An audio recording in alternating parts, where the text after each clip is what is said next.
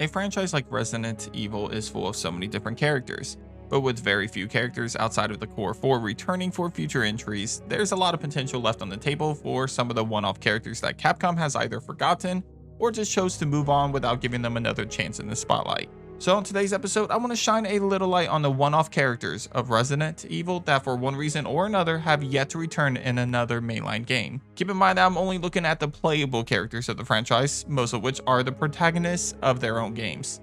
Also, since we're talking about these characters making a comeback, I'm obviously only looking at people that didn't die in their games. Oh, and the remakes don't count as a second game, by the way. Before that though, if you haven't already, please consider hitting that subscribe button for more content on Resident Evil. Also, hit that button if you enjoyed today's topic. Finally, you can now support Nerdspace Games directly by becoming a Stars member. If you're interested, head over to my channel's homepage and click that join button. Any support you can offer greatly helps the channel to improve and continue to grow. Anyway, my name is Ruben with Nerdspace Games, and this is my top 10 one-off Resident Evil characters that need a comeback.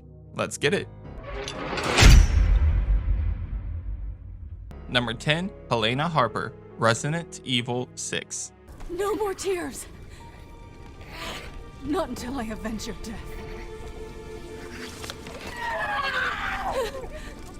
Please. Forgive me.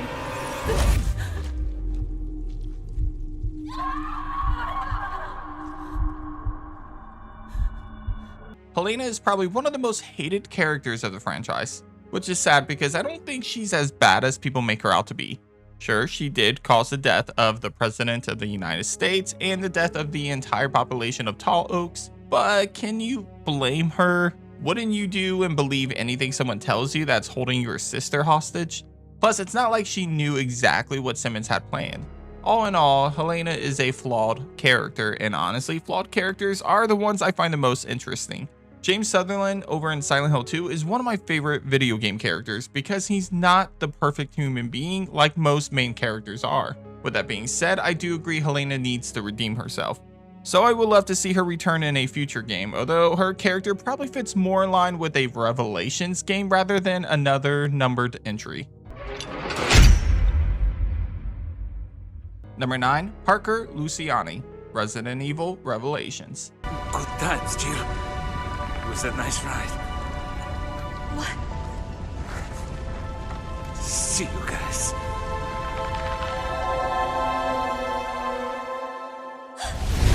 Parker is probably one of the most forgettable main protagonists of a Resident Evil game. The main reason for that is because he only pops up in Revelations, which is technically a mainline game, but also a spin-off.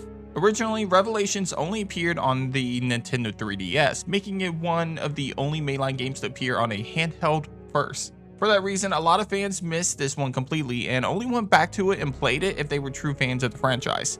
Going back to Parker, it's a damn shame that he only really appeared in one game, considering that he was probably the best new character in that game.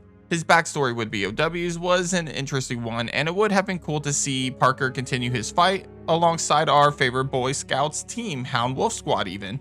Unfortunately, up until this point, we've seen nothing from Parker outside of his first game. With that being said, we did see him in a comic where his team was sent by Chris to rescue Claire during the events of Revelations 2, but since we never actually saw him in the game itself, he still remains to be a one-off character within the series. Number 8, Ashley Graham, Resident Evil 4 Remake. Instead of worrying about her, worry about your own skin. Foolish little lamb.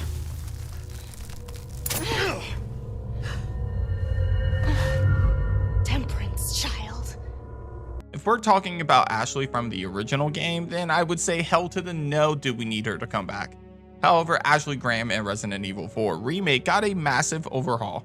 She's not the same crybaby as she was in the original game, and she actually comes off as more likable and mature in the remake. Don't get me wrong, the AI is still rough, and in some ways worse than the original, but the dialogue and voice acting is much better this time around.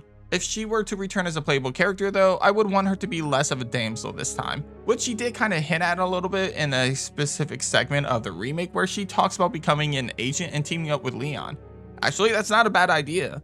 I know I have Helena on here and I do want to see her return in some capacity, but what if Resident Evil 6 Remake removed her character and filled her in with Ashley being trained by Leon instead? And instead of the current president being killed, maybe it could be Ashley's father, as Leon had a close relationship with him.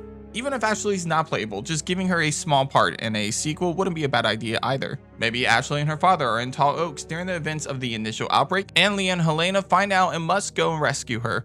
Overall, she's someone that I wouldn't mind coming back, but I wouldn't be too heartbroken about it either, which is why she doesn't move up higher on this list. I'm curious though, how many of you guys would like to see Ashley Graham again after playing Resident Evil 4 Remake? And if you do, how would you like Capcom to go about it? Number 7, Zoe Baker, Resident Evil 7. It's fine. It was foolish thinking I could escape. But Zoe, Go! Both of you just go! come with us. I'm sure there's someone who can help. This is my home. Apparently I belong here. When I first played RE7, I made a choice that I thought was an easy choice. I chose to save Zoe over Mia. I did it because Mia lied and betrayed Ethan for so long, and I just felt like it didn't seem fair to choose her when Zoe was the only reason why I even had the antidote to begin with.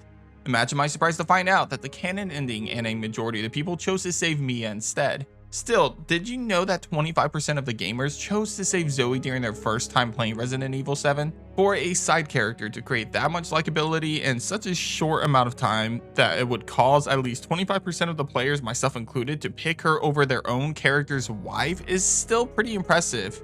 From her accent, her personality, and the assistance that she provided Ethan with throughout the Baker Ranch left an impression on so many gamers that a lot of us just couldn't let her go. With that in mind, it's kind of sad that we haven't seen her make a return yet. Sure, it's only been one game since we last saw Zoe, but considering that Ethan had a pretty strong connection with Zoe, you would think that she may have been hiding alongside the Winters family. Honestly, I'm not exactly sure how Capcom could bring her back. Maybe Chris, for one reason or another, needs to revisit anybody that was connected to Evelyn, or better yet, maybe there could be a spin-off where Rose and Mia try to revive Ethan, and the key to doing that is using Zoe since she was connected to Evelyn via the mold. Again, logically, there probably isn't a good way to bring her back, but I love to see her regardless in some way again, as she's one of my favorite one-off characters within the franchise. Someone wants to speak to you. Zoe. Zoe, are you there? It's you. I don't believe it. You actually made it. We both did. You didn't forget about me. I told you I'd send help, and I always keep my promises. Thank you, Ethan.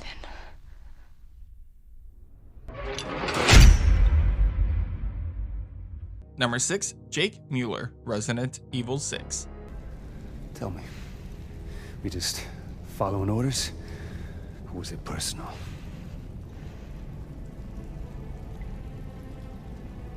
Both. After the events of Resident Evil 6, it was obvious that Capcom had planned to have Jake Muller lead the franchise going forward. Hell, they even set him up with a pretty badass post-credit scene at the end of the game. However, due to the criticism that Resident Evil 6 received from the fans, the concept was scrapped in favor of recreating the franchise with the 7th installment.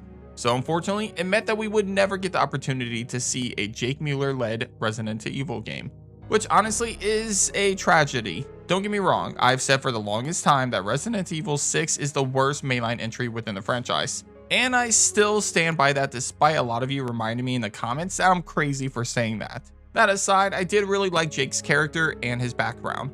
To have Chris come face to face with the son of his arch nemesis was brilliant, and I wish we got to see more of that play out. I do want to be clear about one thing though. We need to try to lean off the action.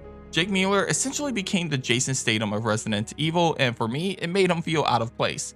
I'd rather see him be more like Leon in Resident Evil 4 Remake. Something like that with a new setting where Jake is hired for some sort of suicide mission that'll lead to some big ramifications for the franchise. Although, side note, this probably will need to be a Revelations game or some sort of spin-off mainline entry.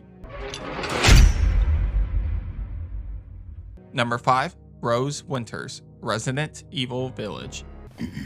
We have a situation. You're needed, Evelyn. Don't you ever call me that again. Whoa, Whoa, it's just a joke, Rose. I can show you things even Chris doesn't know I can do. Rose is someone that I really don't want to see make a comeback in the next installment of the series, but she is someone that I want to see again in the future at some point. There have been plenty of rumors and speculation stating that this next mainline game will be the last numbered entry within the series. With that said, I think that this could open the door for Capcom to explore different stories that take place during different timelines. For example, following Rose Winters 16 years into the future. We know that she's working alongside Chris and the Wolfhound Squad, so it's possible we can see her sent on some dangerous missions that only she can complete.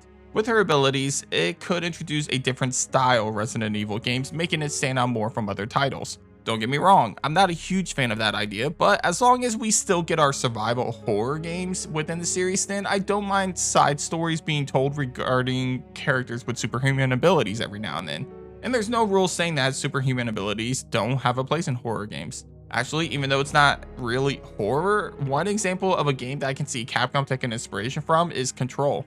Using mechanics and some of the world building in that game with Rose's abilities could be something that would be interesting enough to the point where it doesn't completely ignore the horror roots that the franchise came from. Number 4, Billy Coen, Resident Evil 0. Listen, little girl, if you haven't noticed, there's some pretty freaked out things on this train. And I, for one, want to get out of here. I don't think we stand a chance doing it alone. Something that I doubt we'll ever see explored in a numbered entry is the status of Billy Coen. For some reason, Capcom loves leaving us in the dark about this character. Last we saw Billy, he was saluting Rebecca Chambers before he headed off into the woods surrounding the Spencer Mansion.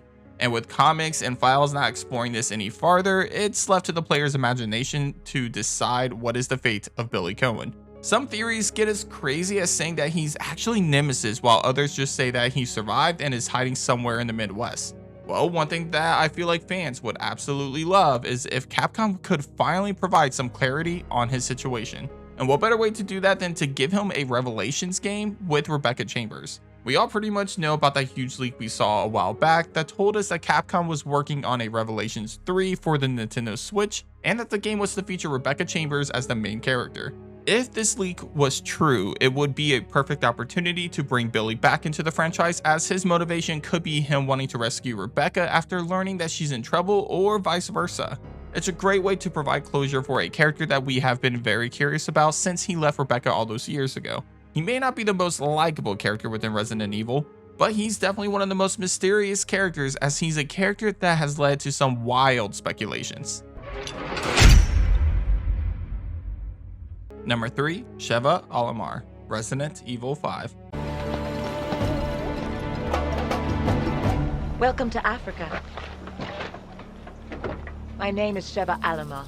Just like every other character on this list, Sheva has only been in one game, Resident Evil 5. In that game, she was one of 2 main protagonists who joined the BSAA because of her past with Umbrella. However, outside of an email to Pierce in RE6, Sheva is never heard from again within the games, which is kind of devastating as she was one of the most likable one-off characters in the franchise. Her determination against BOWs and the pharmaceutical companies that created them was inspirational. And let's not forget that this girl also helped Chris kill the Albert Wesker.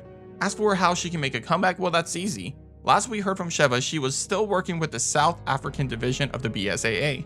So we could easily see Chris call on her for help with investigating the BSAA in Europe in Resident Evil 9. Or we can even see her teaming up with a different agent in a spin-off game. For example, we can see her teaming up with Parker, Jill, or even Carlos if he decided to follow Jill's footsteps and join the BSAA too. And she's someone that provides a unique perspective, as unlike most of the characters of the franchise, Sheva has been a victim of pharmaceutical companies such as Umbrella since she was 8 years old. Seeing her in a new game can provide more backstory and allow us to connect with her more during her battle against BOWs. Number 2, Carlos Oliveira, Resident Evil 3 Remake. This isn't the last ride out of town, right? Do not worry. Once the civilians are safe, the train will be back. It's alright, you're going ahead. I'm not gonna die on you, leave you in a cold, cruel, Carlosless world. Okay. Do you guys remember the original Carlos? The OG knucklehead of Resident Evil 3 who was, well, kind of a dick. He was a walking stereotype to the point that it was extremely offensive. So with Resident Evil 3 Remake, everybody was interested to see how Capcom would handle his character. And I gotta say, the new Carlos was probably one of the best things that came out of that game. New Carlos was charming, funny, and a badass. He was somebody that I actually liked a lot, and I'm not gonna lie, after playing Resident Evil 3 Remake, I was ready for another game with Carlos. Hell, another game or two with Carlos could be enough to put him in my top 3 favorite characters of the franchise if it goes well. There are not many positive things that you can say about Resident Evil 3 Remake without fans attacking you, and for good reason.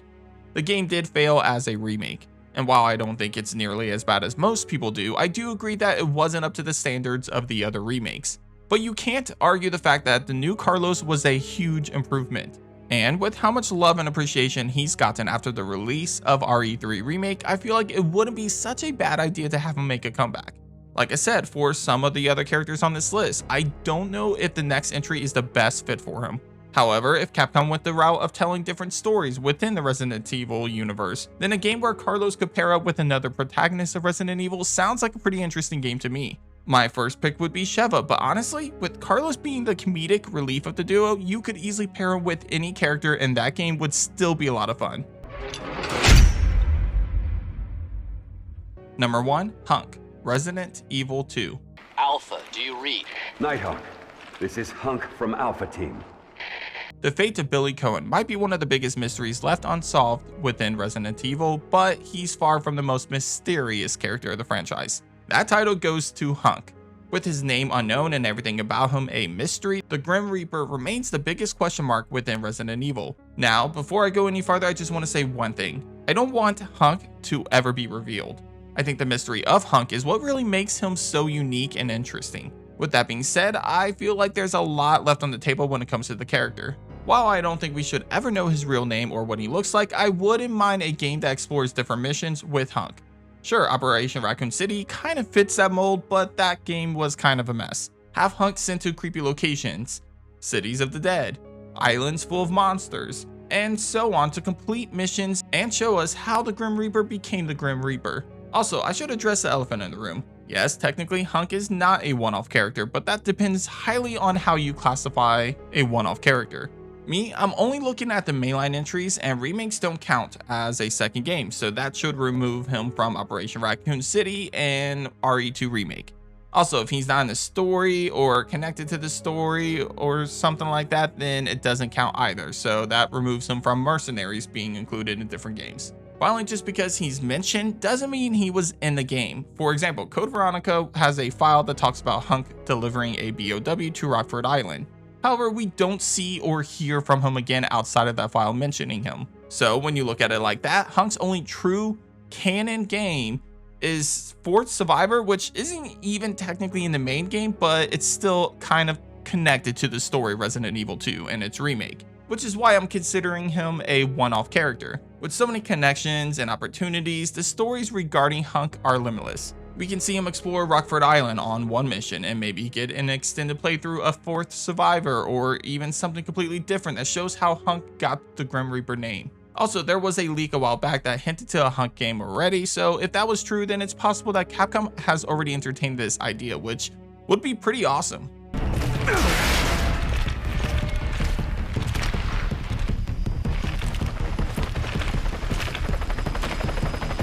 Why'd you come back? I wanted to meet the Grim Reaper. But that does it for this episode of Nerd Space Games. Hit up the comments and let me know if you agree with my number 1 pick. Do you think Hunk is the best one-off character and most deserving of a spot to return to the franchise, or do you think someone else is more deserving? Let me know down below. Anyway, if you haven't already, be sure to subscribe for more ranking videos like this one, especially if you love Resident Evil, Silent Hill, and other survival horror content. But thanks for watching, and as always, I'll catch you guys on the next episode of Nerd Space Games. Take care.